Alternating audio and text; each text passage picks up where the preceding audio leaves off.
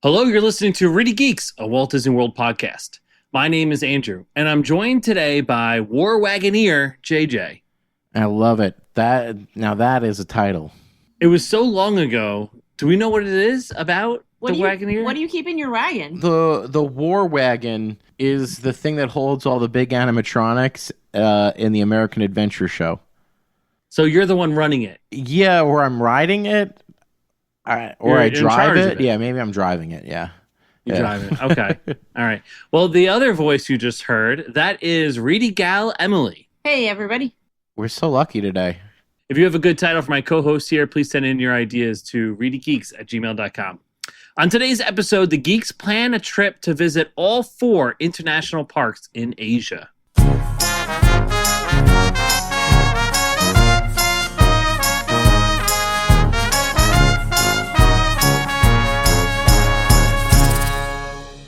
Emily and I are taking a trip to Asia. And what are we going to do on that trip to Asia, Emily? We're going to visit all 4 international parks. Disney parks. Disney parks, Yes. specifically. Yes. No Universal parks. No. Wow. Well, yeah, we have to bleep that out, actually.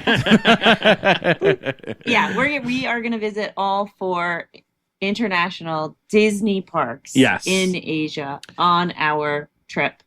And so at the time of recording... And they didn't invite the other geeks. No, we did not invite the geeks. We didn't invite anyone. Is there historical context to ditching your co-hosts for a trip to Asia? Well, at the start of podcasting, no, there is no historical context to that.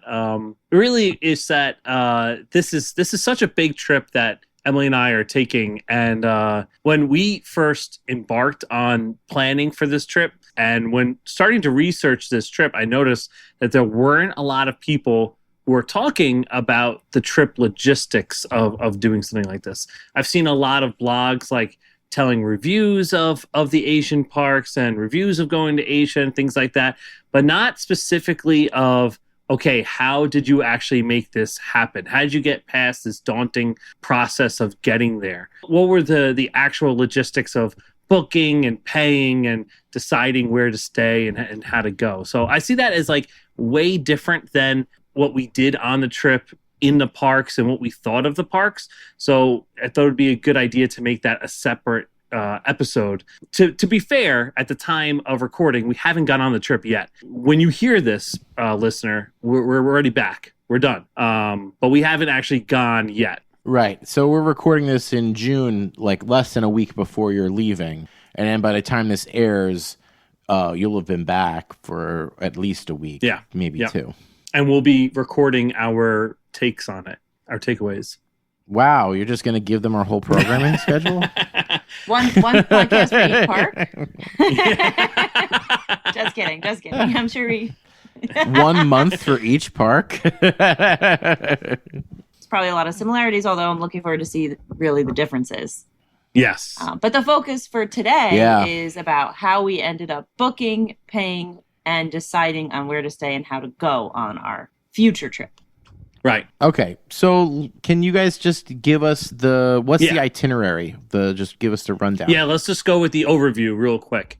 So we are flying JFK, that's in New York City, to Hong Kong. It's a nonstop flight on Cathay Airlines, and we're doing this in premium economy. Then we are 1 day in Hong Kong Disneyland, 1 day in Hong Kong the city, kind of sightseeing. Okay. Then we're flying to Shanghai on Eastern China Airlines in business, and we are 2 days in Shanghai Disneyland.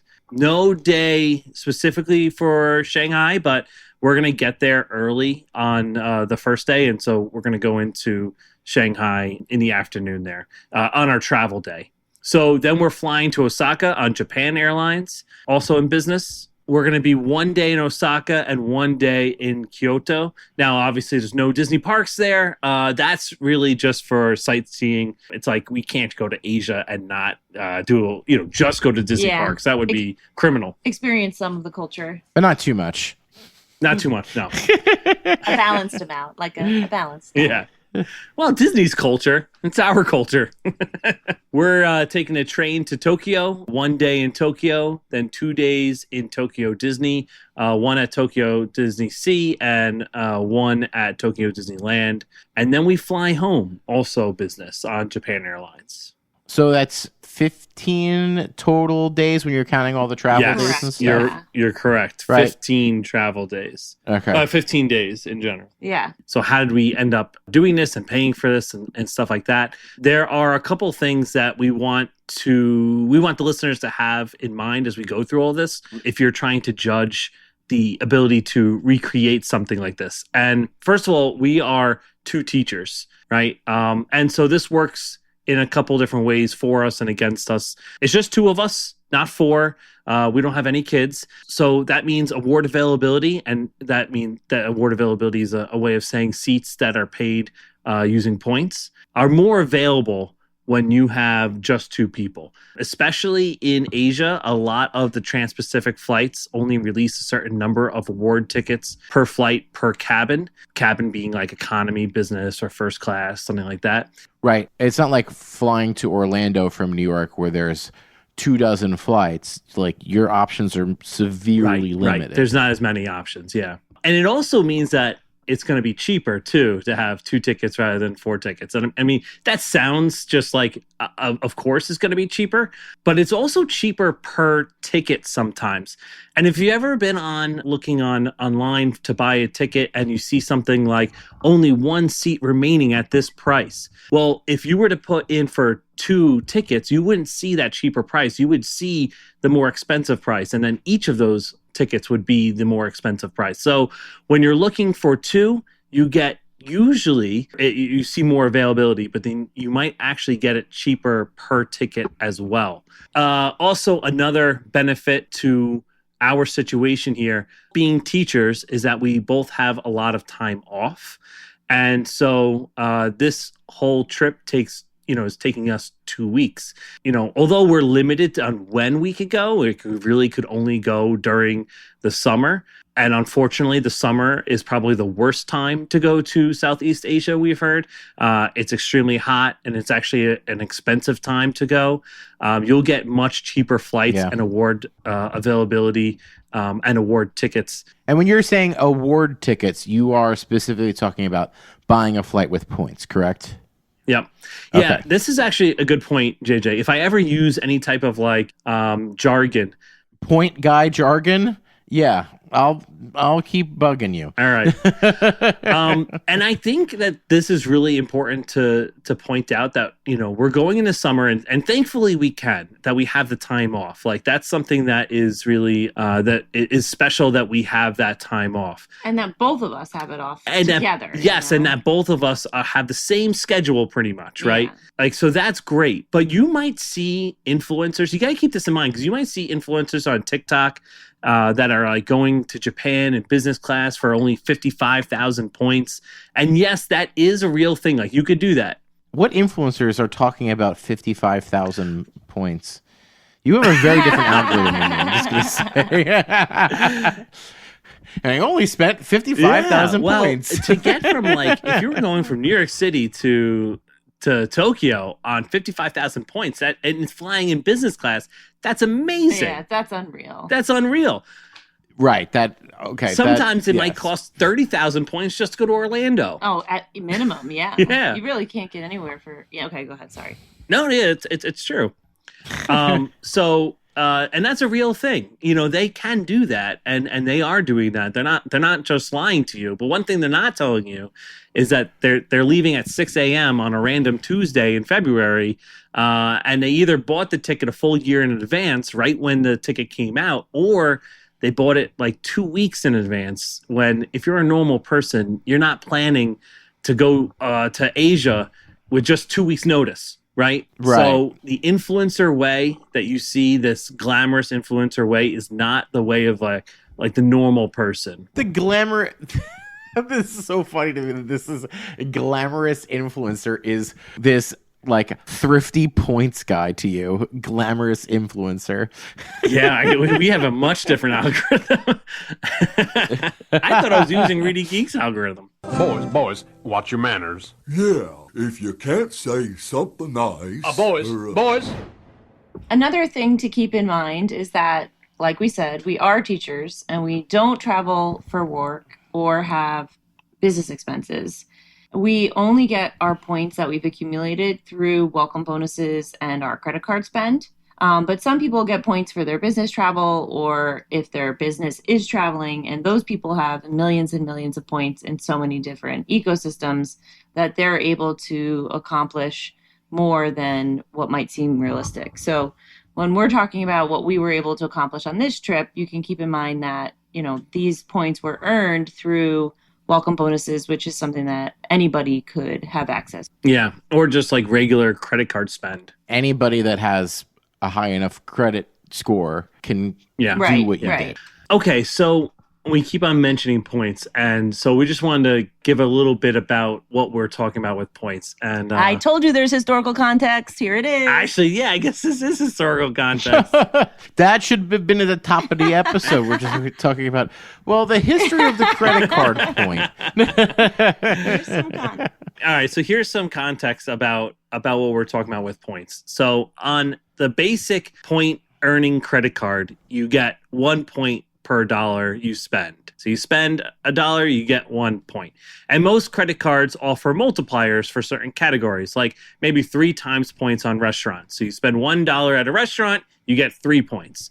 Or they have it for travel or gas, or you can earn points on airline or hotel specific credit cards, or by using those specific hotels and airlines. Just by using them. Yeah, just by using them. Like joining their membership program. Right. Or staying a night at the hotel or flying on that airline. You typically get points for those actual activities. Right. And you might get more points for using a JetBlue credit card to book your JetBlue flight. Right. So those are specific hotel and airline cards. But there are more flexible ecosystems of points. So, for example, if you have a Chase Sapphire card or an American Express membership rewards card, these are cards that you get from a bank, and you get that bank's specific points. So like Amex points or Chase points. Right. Okay. Now, how do you use these points?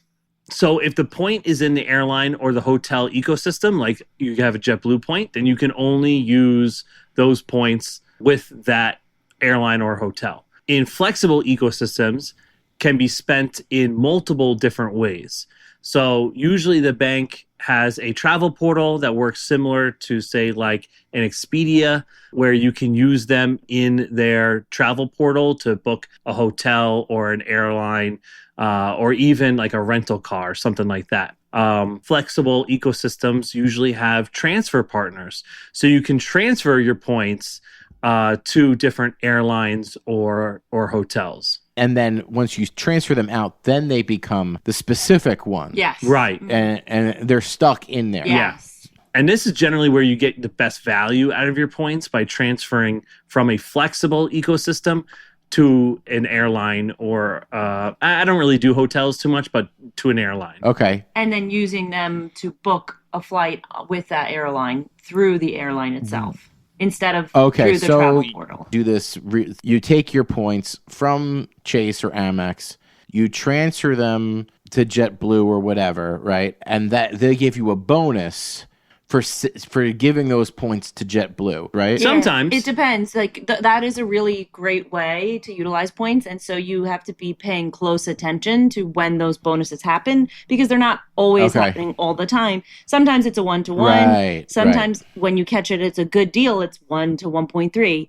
Or sometimes if it can go the other way, where you're transferring 1 point and you're only getting, 75% of that. You're getting, it's 1 to 0.75. Okay. So it depends on the partner. But one way to maximize your points is when you're able to utilize those kind of boosts when you're making that transfer, and you end up with more points than you started with.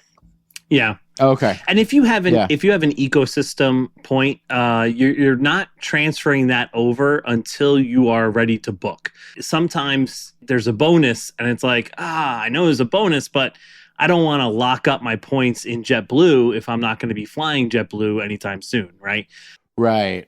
All right. So When using points, usually the base is 1 cent per point, and you're always trying to beat that. So you're trying to get a value better than 1 cent per point. If you get like 2 cents per point, that's pretty good. That's very good. And it's especially good for domestic flights as well. Now, is there something that you would consider like the best, like you go and you book something because the redemption is so good, or because of your teacher you're not really playing that level of this game? Yeah, so that's the influencer effect, right? So when sometimes I get like a something from these travel influencers, like, hey, there's a flash sale of like a really cheap flights from New York to France, to Paris. Jump on it. And it's like, well, no, it's They're all Tuesdays in the middle of the month, and we can't just take off. And they're 2 weeks away. You know what I mean? Okay. Like, so you can't really do that. With our schedule, we're either always leaving on a Friday or we're coming back on a Sunday, and it's just like really bad times to travel. It's usually the most expensive days to travel. Right. Okay, so that's enough about points. I hope that wasn't too confusing. So in going back to talking about our flights, so we had Cathay Pacific, Eastern China, Japan Airlines, right? And so some of them we didn't just like go specific to the airline that we wanted to book, but that we booked through their partners. So a lot of airlines have different partners. Like Delta has a partnership with Virgin Atlantic and with Air France, and they're called the SkyTeam Group. They all help each other out in that you can book a flight on a partner airline through another airline. Okay. Right? You can use your Delta points to book an Air France flight. Exactly. Okay. Exactly. Yes. So Cathay Pacific, we booked through Cathay Pacific with Cathay Pacific points, and we transferred our Amex points to Cathay Pacific to get them. So that was just a direct, easy one. Yeah. We had Amex points, and then we just transferred to Cathay. Okay. We wanted to book an Eastern China flight, but we don't have Eastern China points. So what we did was we transferred Chase points to Air France and then booked the Eastern China flight through Air France. Because Air France is a partner of Eastern China? Right. Okay. Our flight home on Japan Airlines from Tokyo to New York City, we booked that through Japan Airlines. We transferred our Capital One points to Japan Airlines. They had actually just become partners like a month before we booked. So that was like very lucky. So that covers our flights, but we also spent some Chase points for 3 nights at the Sheraton Grande in Tokyo Bay, which is one of the hotels that we're going to be staying at when we are in Tokyo. And we booked this through the Chase Travel portal using the Sapphire Reserve Point Boost program. So some hotels get a point boost, meaning that they end up costing us less points. And in this case, we were able to redeem 2 cents per point for that. So that was a great find when we landed on that. So for reference, 2 cents per point, right? That's like half price. Yeah. Right, give or 'cause take. it's really like a 1-to-1, Right. right? Originally, it's 1 cent per Right. point. Okay, so we were able to put this all together using a combination of points and dollars, because sometimes when you're spending points, you still have to pay taxes and fees, and different countries have different rules on how much taxes and fees they're going to charge when you're using points.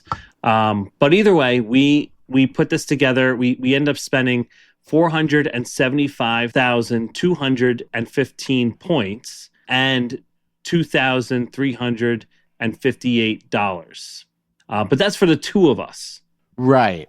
So that sounds like a lot, like almost 500,000 points. It could have been less. It could have been 177,000 points less if we weren't flying business and premium economy the whole time. Right. Yeah. But honestly, like I feel like our points go further with international travel, and we don't get to do that very often. So we thought it would be a better redemption rate to use them now rather than using them, domestically. We wanted to treat ourselves a little bit. Yeah. It's a special trip. It's an expensive trip in general to travel internationally, right? So Right. the fact you were able to use points to help alleviate that is kind of impressive. Yeah, absolutely, for sure. Andrew ran the numbers, of course, because you have to compare. And the flights and hotels that we did end up using points for to pay, if we would have been paying in cash, would have been $15,988. Okay.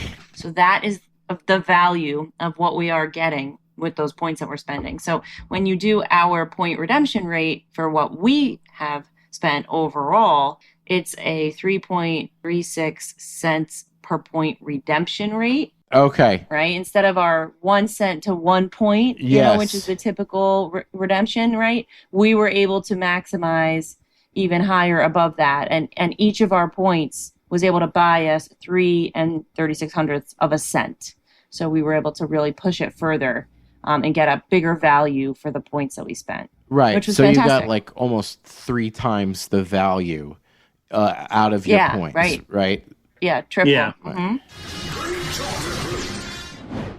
Yeah, so we were overall very happy with the way that it all shook out, and we're really looking forward to actually getting to experience these things that we spent so many nights agonizing over booking. Yes, yeah. Well, and especially because when you make these transfers, they're permanent. They're final. Right. You can't go back. So I was thinking about, if I was planning this trip, right, where would we go different, or what would we do different with this planning? And first of all, I was thinking about it. We would probably have started 18 months out from when you want to go. Interesting. Why 18 months? Because a lot of the best trans-Pacific flight deals come out at 1 year, right? So the lowest price is going to be when the flight is first posted for sale, Right. which is posted 12 months in advance. And so you want to already have your plans solidified prior to that so that you know exactly what you're looking for, when you're going where, so that you're prepared to book those flights 12 months out. Whereas like we were still very much in the planning phases at 12 months and we didn't know exactly what we were going to do. We weren't booking flights yet. So by the time we booked our flights, those were all gone. We missed out on those. Yeah. So it's 18 months out. You want to figure out how you're going to pay for these flights. So what airlines do you want to target? And if you're going to be using an airline partner, yeah, like booking China Eastern through their partner Flying Blue, for example, you want to kind of start to figure out how the airline partners relate to each other and what partners you would even have access to through the ecosystems that you have available to you. Right. And if there's any benefit to, of how it transfers. Correct. Yeah. Okay. One thing you want to make sure you do too is open accounts with every airline that you may remotely use, that you might use. Open a free, right? They're free to do. The rewards thing, yes. not a credit card with each of them. No. You're saying, especially those Asia airlines, like some of them, like you probably have your JetBlue rewards account set up, but you don't have one for Cathay Pacific. And if you end up wanting to book a flight with them, it might take 24 hours for you to open that account. And that flight could be gone by the time that your account becomes viable. Right. So it's important that you have established those accounts ahead of time so that you are ready for anything. Right. Okay. And then, get ready to book at 12 months out. But then after that, you can kind of chill because internal Asian flights, they don't need to be booked that far in advance. It's really just this trans-Pacific flight going there and coming back that you need to be on top of. Okay. Yeah. And even like park tickets, like we found that you can't even buy Shanghai park tickets until 30 days in advance. So it's very different. It's very different. Yeah. Than what we're used to with WDW. Yeah. Right. There's no 60-day window for dining reservations or whatever. And some of us remembering the day when it was 180 days that you had to call in. Yeah. Yeah. We tried to sit down and do like our fast passes last weekend, and we realized it wasn't available yet. It was not close enough to the date of the trip. We were like, oh, okay, we gotta wait. Yep. That's funny. Yep. Okay. So our first stop is Hong Kong, and we're going to be staying at the Disney Explorers Lodge for 3 nights. This is their newest resort. And similar to Disney's Wilderness Lodge, which is kind of like our vibe. And it also doesn't hurt that it's the middle-priced hotel of the 3 that are there. Oh, okay. I mean, not that they necessarily call it value moderate deluxe. No, So- yeah, but it's kind of set up that way. Right. But I guess Wilderness Lodge, if you only have 3 hotels in Disney World and one's the Grand Floridian, the Wilderness Lodge is going to be the middle one. Yeah, their high one is the Hong Kong Disneyland Hotel. That is one that has that Grand Floridian vibe. Yes, it definitely does. Yeah. So we booked that through Delta Stays, which is a Delta travel portal where you can book things other than airlines. You could or airfare. You can book hotel stays. How did you find that? I know. That seems so random, like that you didn't just book that through Disney. Yeah. Or through like the Chase portal. Well, actually, it was a podcast we were listening to that they stayed there and they booked it through Delta Stays. And something you got to be careful about with these travel portals in general, sometimes they mark up the hotel's price in the travel portal. Right. Yep. For this particular time, they didn't.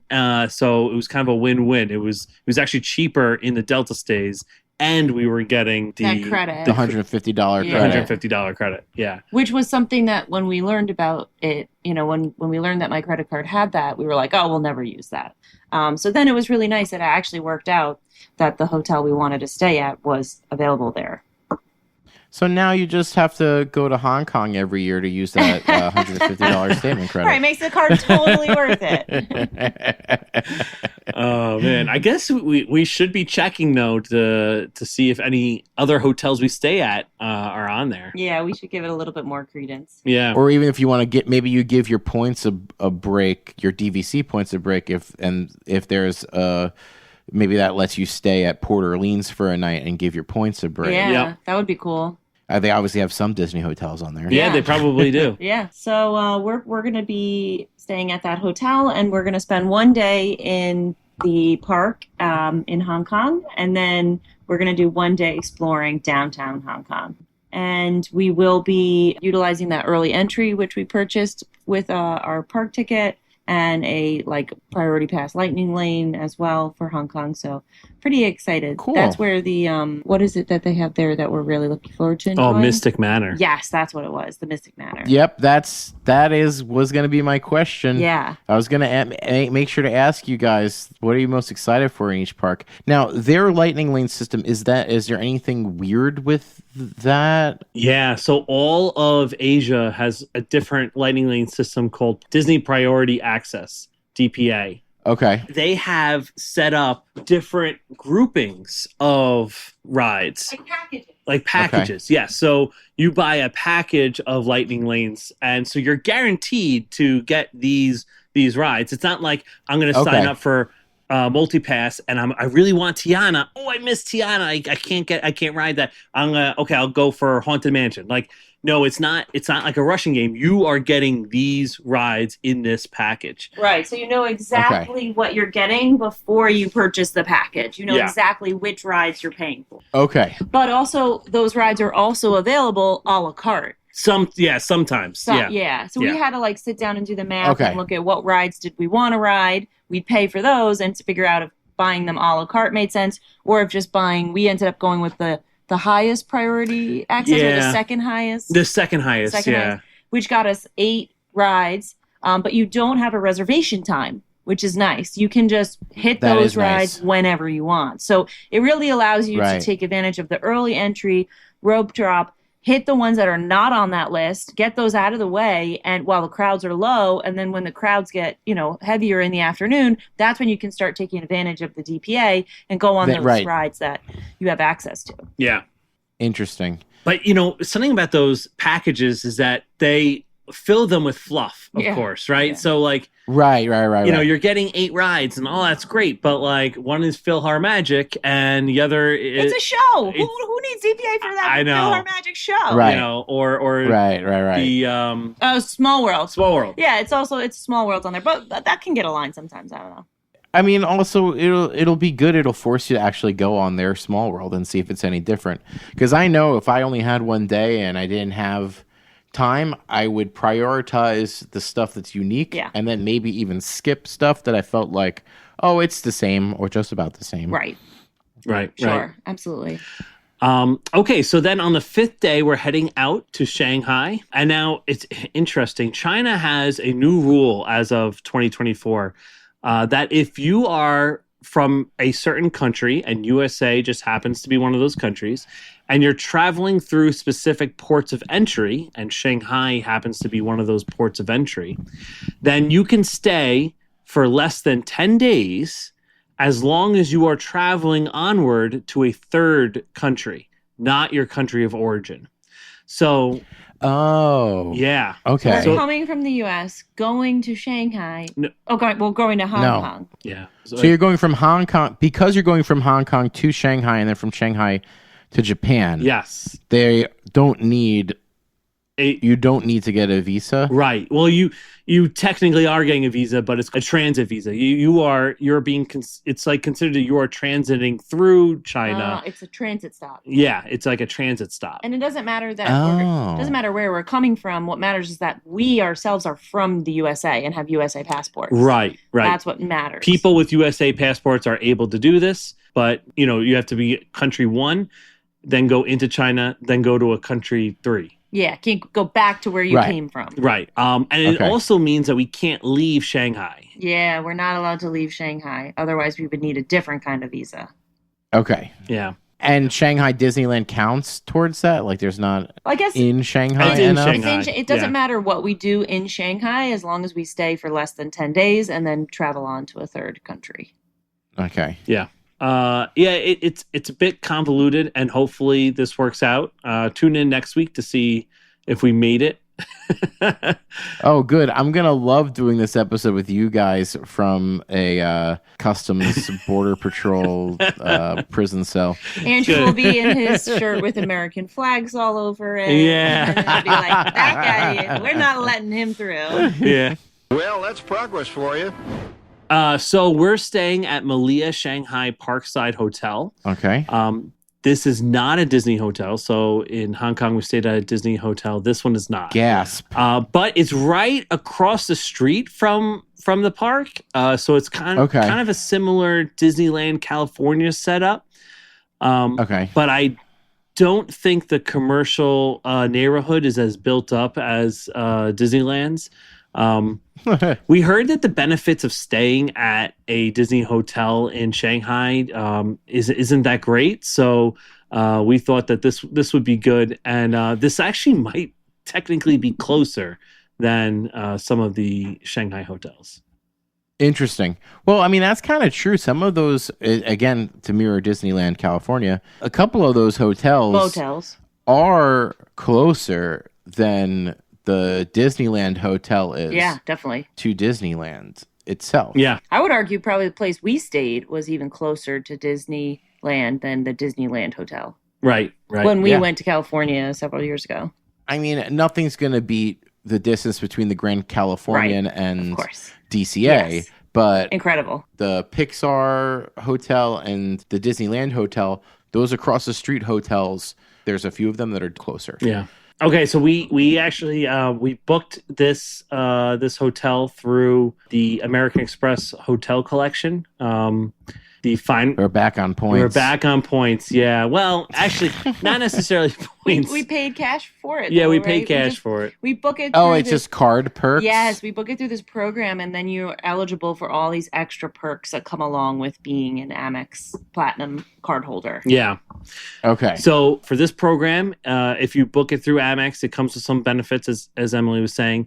Early check-in at 12 p.m. when available.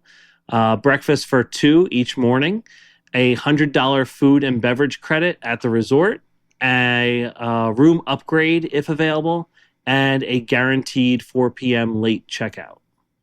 Wow. Yeah. That's like a whole extra day. Yeah, the 4 p.m. late checkout is key. That's awesome. We do really love this program, and we've really tried to utilize it every year since we've gotten the Amex cards, because it really is just such a great add to your stay. Like you said, a whole extra day basically the next day. Yeah. You also get a statement credit as well when you book with cash and you charge it to your Amex credit card. So that's another great perk as well. It's money off the top of the price. Right. This is a perk for the Amex Platinum cards, is they give you $600 towards this program, but they give it to you in two $300 statement credits. So when we booked this, we didn't use those statement credits yet, so we got it $300 off of the hotel. Okay. Yeah, it's actually like $400 off if you include the food and beverage credit. Right, but I mean, it is locking you to eating at the resort when you're in a different country. yeah, no, that's true. I mean, I would use it. We'll probably use it for like nightcaps or. I mean, listen, it's free money. Who's not going to use it? But maybe you just don't factor it in until your cost savings, because it's like added things you might not have gotten if you didn't have it. Right.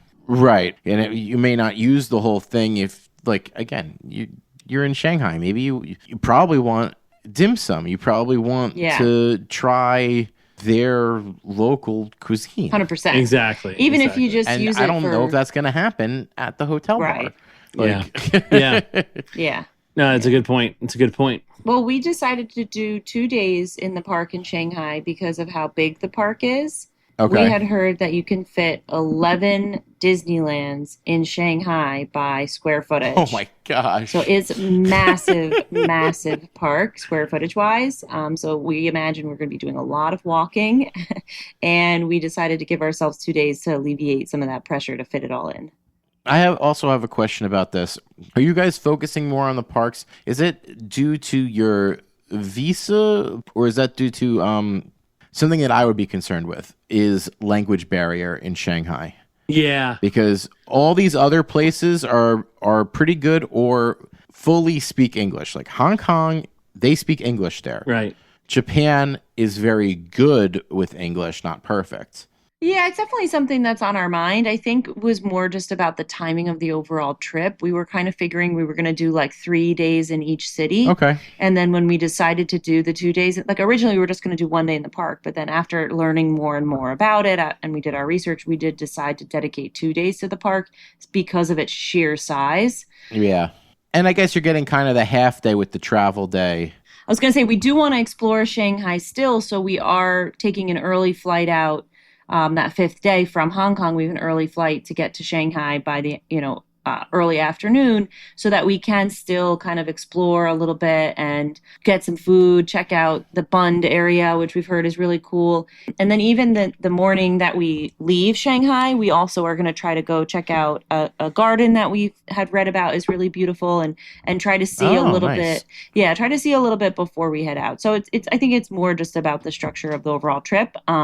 Not to say that I'm not nervous about the language barrier. I do think it's going to be a factor. Right. Yeah. Another thing Andrew did to kind of help is he printed out on paper the name and address of each of our hotels and like major, things, so that if we end up in a situation where we're like trying to get a taxi back to our hotel and we're having communication issues, at least we can take that piece of paper when we're traveling in Shanghai with us and physically show it to our taxi driver. And be like, this is the address. This is where we want to go. Like, take us here, Yeah. that way at least we have it physically. Drive us here. Yeah. Just as a last resort, And that's actually very smart. Yeah. Because that really is all you need. I did hear that in Shanghai, a lot of payment stuff is on a Chinese app. Alipay? Yes, that's one of them. And WeChat. Yeah. Yep. And in WeChat. Yep. I did read that they have something similar to Uber too. They have something called Didi. Yep. And which is also on Alipay. Yes. And Alipay also has a translate app that does built into it. Okay. built into it. So there'll be ways that we'll be able to get around the language barrier. But to your point, JJ, I've heard that like even in the Disney park, English is not spoken. Like, you'll come across cast members all the time that just don't know English. So, which is not surprising. We're in a non-English speaking country. So yeah, right, exactly. Yeah. I think it'll just take some patience, right? And like eventually right, we'll figure and it out. You guys will figure it out. Yeah. And actually, to why we may not be staying in Shanghai too long is we're going to Osaka and Kyoto. So we decided that we wanted to do that instead of staying longer at Shanghai as well. That definitely went into the choice as well. Well, when Andrew went to Tokyo last year, chaperoning students, he just traveled to Tokyo. And he wasn't able to go to Osaka or Kyoto, but he learned a lot about those cities and came home definitely with a desire that when he went back to try to visit them. So it was important to us to fit it in as something that we're doing since we're going over there. So I think we decided we're going to do less time in each city, but we're going to get more cities out of it while we're over there. So we're leaving Shanghai after just 3 nights and we're flying to Osaka. We're going to stay 3 nights in Osaka and we're going to do a day trip to Kyoto by train while we're in Osaka, and then from there we'll travel to Tokyo. Yeah. Nice. I mean, those are 2 places that are extremely, extremely high on my list. Japan is the highest thing on my bucket list for those 2 cities and for the Disneyland resort that's there, of course. But if I do an Asia trip, it'll probably be just Japan first. Yeah. Yeah, that makes sense. Yeah. Yeah. I mean, there's so much to do in Japan. You'd be cutting yourself short by going elsewhere first. I have a bad feeling about this. We're staying at the Canopy by Hilton. And again, we booked that through the Amex Hotel Collection. But we used Emily's Amex Platinum card. We used mine first in Shanghai, and then we used Emily's. So you were able to use the same credit that, again. Yes. So hers came with a $300 credit as well to make that a little bit cheaper. All those benefits. Yeah, and all those benefits there as well. All the same benefits, and then but also that credit, that one-time use credit, or buy yearly, biannually. Yeah, biannual. Yeah. So Tokyo, we're going to take the bullet train from Osaka to Tokyo. And, wow! Look at that. I'm excited about that. That'll be an interesting experience. Tokyo was definitely the most time-consuming and confusing planning experience when it came to planning this overall trip. And it's much more like Disney World in the sense of the park experience. Planning your trip requires a lot more ahead of time planning. Okay. As opposed to the Shanghai and Hong Kong parks, which Shanghai and Hong Kong are the same system where you guys bought you also in Shanghai. We can't buy it yet. A package. We can't buy it, but you can't buy it because yet. Everything there is so last minute. It's like 30 days for the tickets, and then I think it was 7 days, not even 7 days, less than that for whatever it was for the Lightning Lanes. Lightning Lane. So we're gonna buy it, but we're waiting on that. Which I guess is actually similar to Walt Disney World as well. But is the Lightning Lane? Well, Disney World, you only do the Lightning Lanes, right? There's different thresholds for different things. Yeah. But that's cool. You're also going to do the what was it? You said DPA? Right, the Disney Priority Access. Tokyo, it's a little bit different in Tokyo. We decided to splurge because, Andrew had such a great time at Disney Sea when he was there, and he was really looking forward to getting to explore it more. So the 2 hours that we were there for. Well, it left a mark on you. Yeah. So we are doing 2 separate days, first of all, in the park. So 1 day at Tokyo Disneyland, 1 day at Tokyo Disney Sea. And they have a specific vacation package that couples with a hotel night. And if you book in their sort of deluxe, if you will, hotel, there's a package that you have available to you with your park tickets that comes with their sort of VIP experience. We're checking into just a regular old hotel, Sheraton Grande. It's a Good Neighbor hotel. It's very close to Disney, actually. It is on their monorail, kind of similar to like a Bonnet Creek situation, right? Where it's like almost on property, but it's not owned and operated by Disney in Disney World. It's like the Swan and Dolphin. Yes. Where it's so close, and it's so close, it's got its own transportation. Right. Like the boat. It's got the friendship boat still. Yeah, so that's what we booked for what we're going to check into first, and we're going to stay there the first 2 nights. We're going to explore Japan, and we'll check out the different Disney hotels, and we paid for that in Chase points. It happened to be points boosted, so we did get 2 cents per point, which was a great redemption, which we were happy about.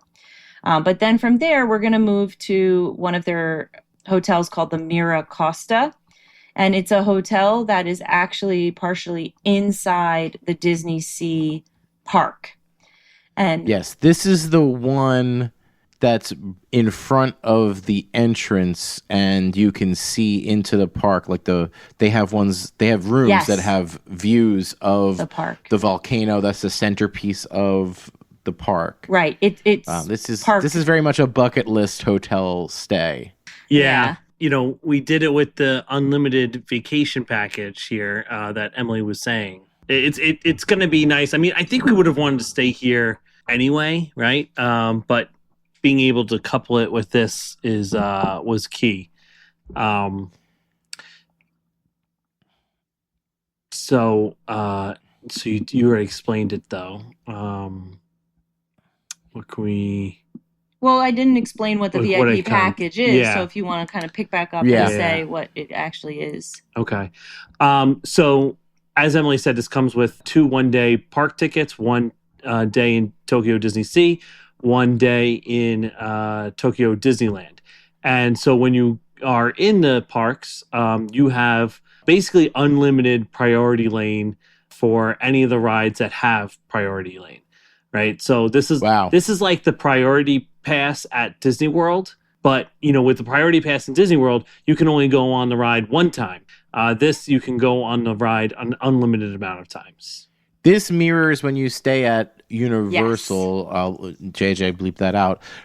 Their deluxe with using their express pass. Correct.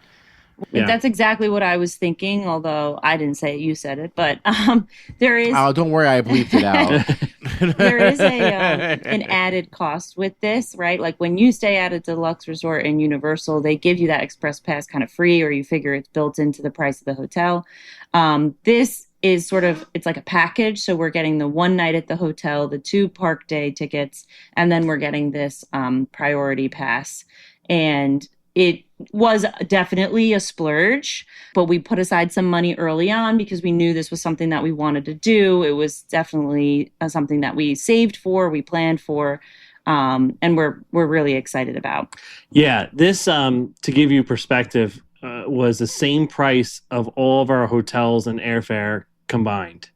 So we paid a lot in points, right? So we're not including the points, but everything we paid for in cash, this was the same price as that. For like 1 night and 2 park tickets. For 1 night, 2 park Right. tickets, and the ability to go on all the rides. Yeah. Is that also food? Because they have a whole bunch of different packages. You do get snacks.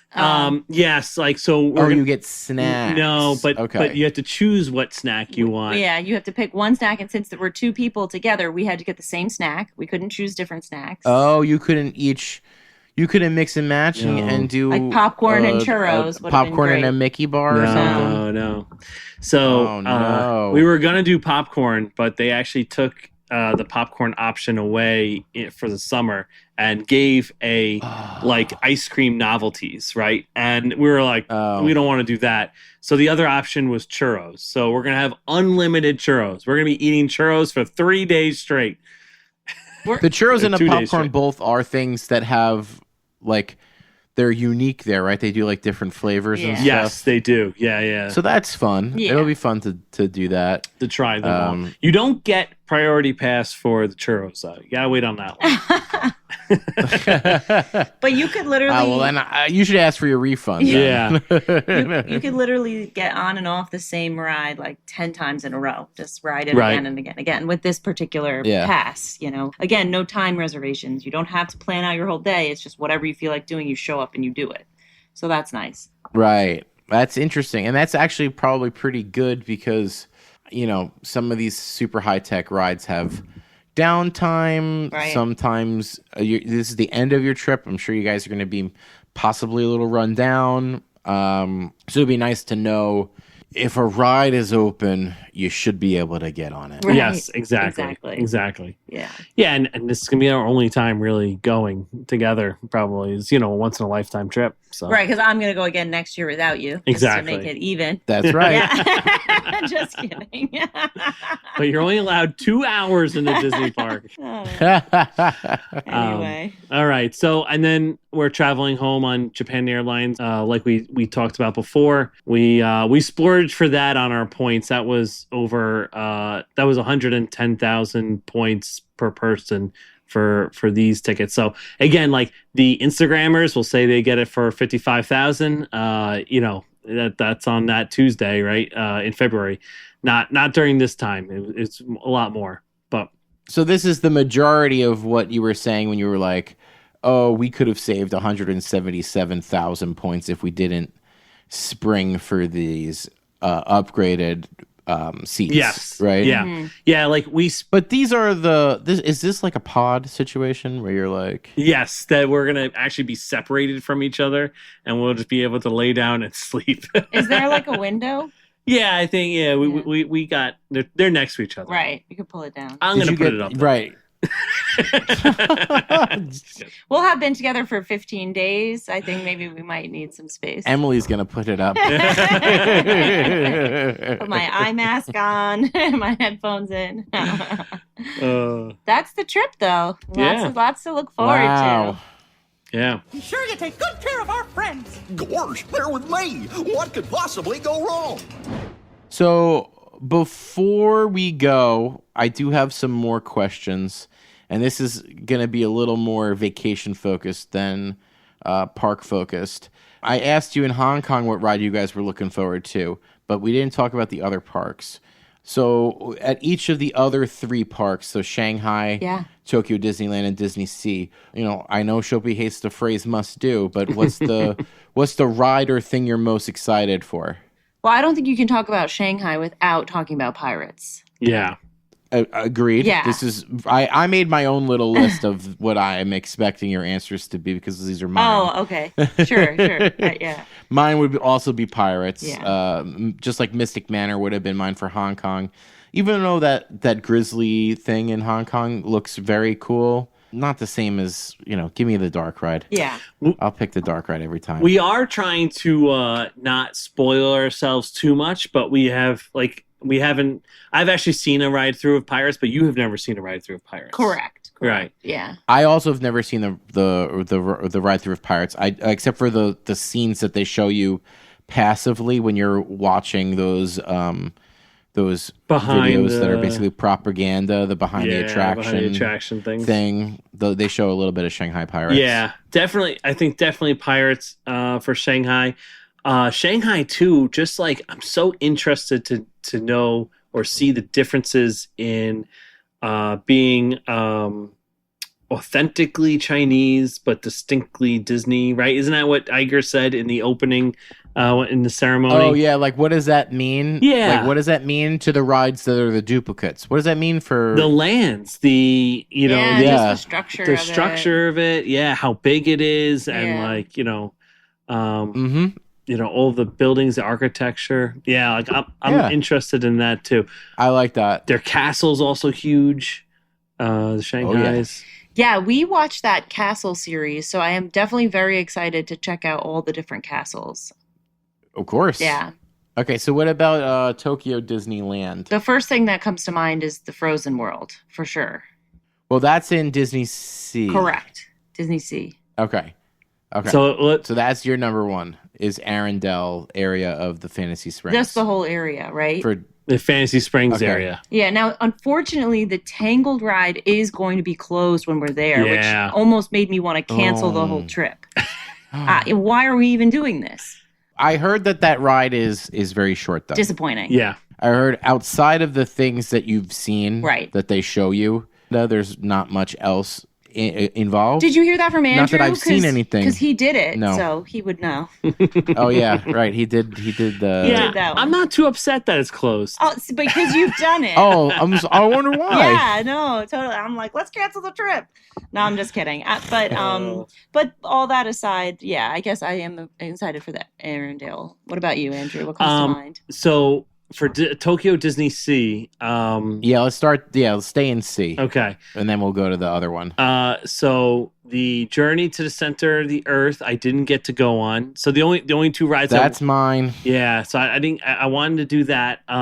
But also just like I know this is like kind of looking at it. Yeah, just looking at it, just walking being around. in it. Yeah. Just exploring. I agree. Yeah. Those are the two things. Journey to exactly. Looking at it and Journey to the Center of the Earth. And also like a little asterisk, the Sinbad ride is supposed to be one of those like Yes. quintessential classic Disney dark rides that are a little cheesy and a little like perfect little slice of Disney. Like the And Winnie the Pooh ride? not like their Winnie the Pooh ride, not like their one but like ours. Yeah, like ours, yeah. There's also, I heard, a Teddy Roosevelt bar that I want to go to. Oh, nice. Yeah. Good old SEA. Yes, exactly. Tethering where reality and imagineered stories meet. Yeah. Okay, and then what about the other park in Tokyo, the Disneyland proper? Well, the Beauty and the Beast ride is supposed to be fantastic. That's mine. That might be the number one thing I'd be most looking forward to. Yeah. Is that a dark ride? Yeah, it's a trackless dark ride. Oh, cool. So it's the Minnie and Mickey Runaway Railway ride system. Right. And don't look at any of it. Just I'm not gonna go in as spoiler free as possible. Yeah. That is my number one ride that I want to go on. So in every single Disney park around the world. Wow. That one's number one. Wow. The one I want to see the most. I did listen to a podcast about someone who went with the same unlimited pass that we have, and they just kept on going on that. They went on it like 5 times in a row. So I could see us doing that maybe once or twice. At least twice. Yeah. You don't catch it all the first time. No. And their Pooh ride is supposed to also be, again, it's a trackless. Yeah. Different, but really cool. Yeah. So it's not, it's like, what if ours was cool? Yeah. I love ours. Ours is cute.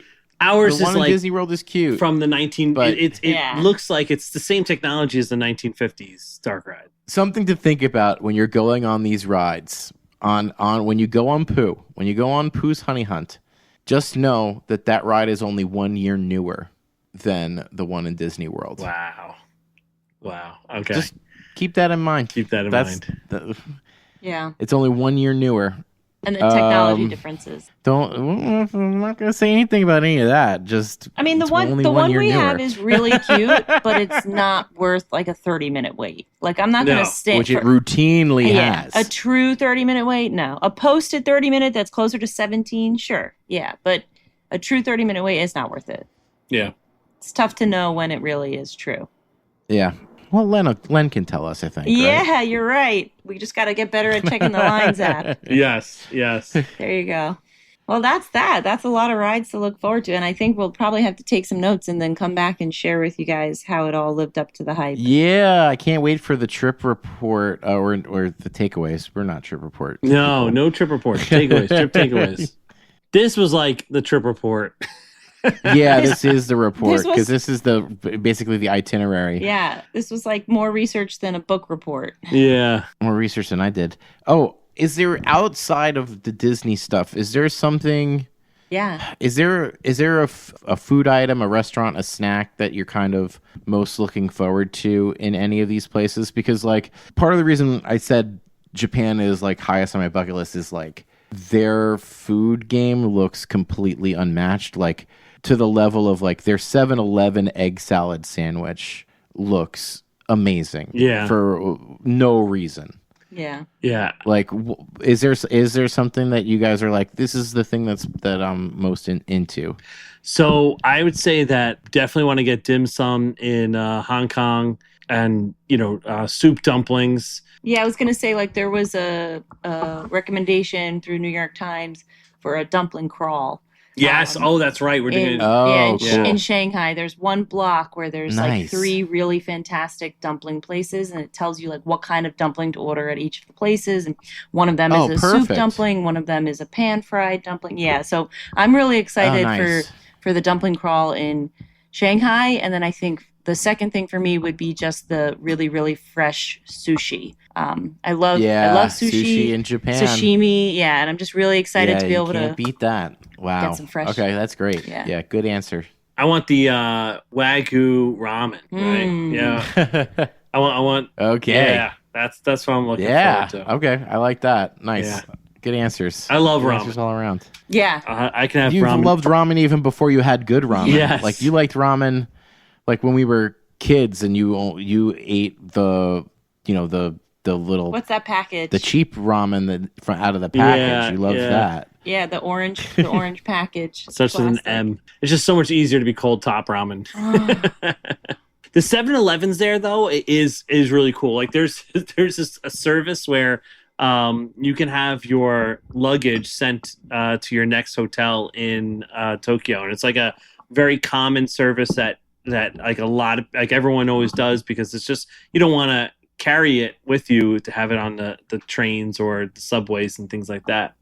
So you can drop off your luggage at 7-Eleven, and they'll you fill out the form there, and you just leave your luggage with 7-Eleven, and it shows up at your hotel.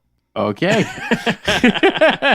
So I'm excited for that service, actually. And actually, now that you mentioned this egg salad sandwich, I'm 100% going to get that at Yes, 7-Eleven. yeah, you We love should. egg Oh salad. yeah. Yeah. I don't know. This is the stuff that comes up on my algorithm, not these fancy point influencers. I'm in Japan and I want to see what an egg salad sandwich looks like. Hello. Right. Hello. I'm about it. I have a very different algorithm than you guys. Well, we'll definitely take some pictures of that too and send it over. I'd say let's play a game, but the game was you guys talking for a half hour about credit card points. It was the points game. It was the points game.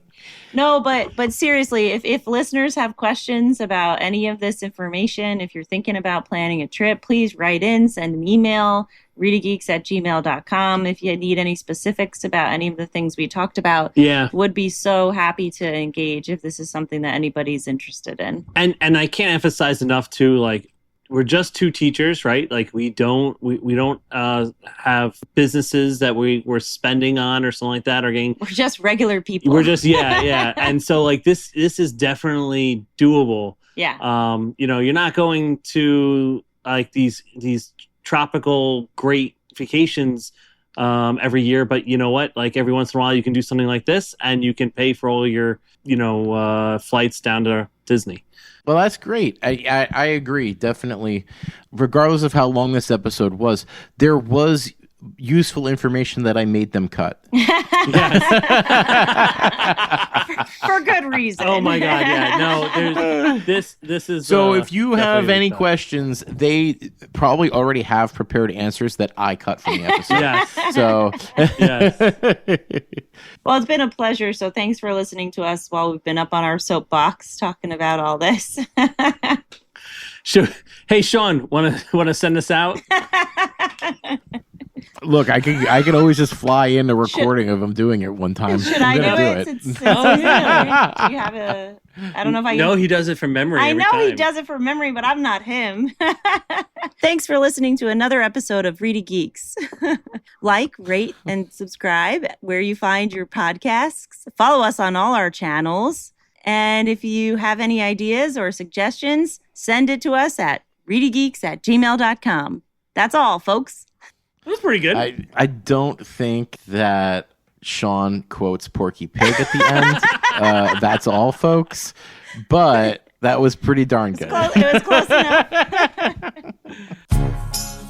This week's Honest Send-Off comes courtesy of the Geeks. If you have an honest send-off that you want played at the end of one of our episodes, please submit an audio clip to us via our email address, ReedyGeeks@gmail.com. Reedy Geeks, a Walt Disney World podcast, is hosted and executive produced by Andrew Shopey, Sean Murphy, and JJ Hefner. Music and audio engineering by JJ Hefner.